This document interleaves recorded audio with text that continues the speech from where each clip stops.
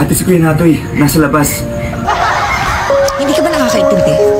Di ba sinabi ko sa'yo, ayaw na kita makita? Hindi ako aalis dito. Hindi mo sinasabi ko anong kasalanan ko sa'yo. Ano yun? Bigla-bigla na lang? Para kang sinapian? Hindi ka sumasagot sa tawag ko, hindi ka sumasagot sa text ko. Nagtataguan mo ako. Ano yun?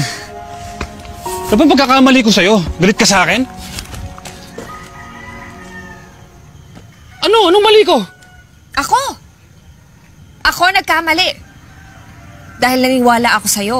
Umasa ako ng isang katulad kong may anak, mamahalin pa ng isang katulad mong binata. Siguro tama nga. Tama na, dun yung piliin mo, yung babaeng yun.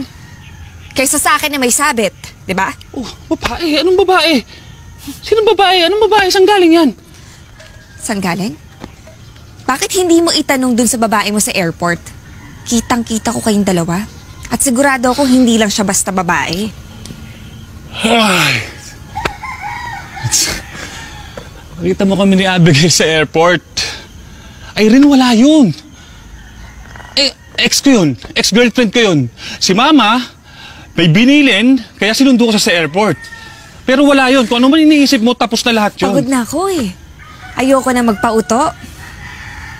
Ay, sana naman lang, kinausap mo muna ako. Kailangan mabalik yung tiwala mo sa totoong nagmamahal sa'yo. Hindi lang yung basta pagmamahal eh. Yung pagtitiwala. Takot ako na baka lokohin mo lang din ako katulad ng lalaking dumurog sa akin.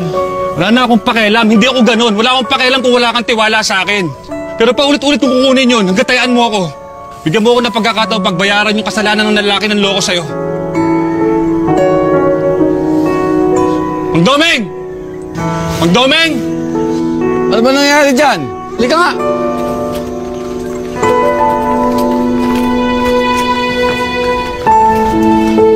Ano ba itong ginagawa nyo? Yung ba ano oras na?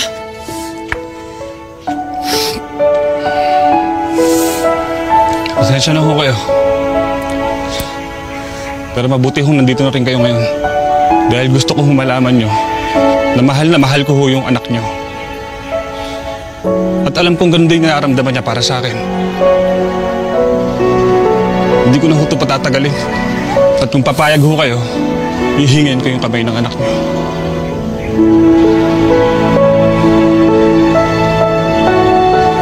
Papakasalan ko ho si Irene. Bukas. Sa isang bukas. Kahit kailan. Araw-araw. Habang buhay. Magpapakasal ho kami.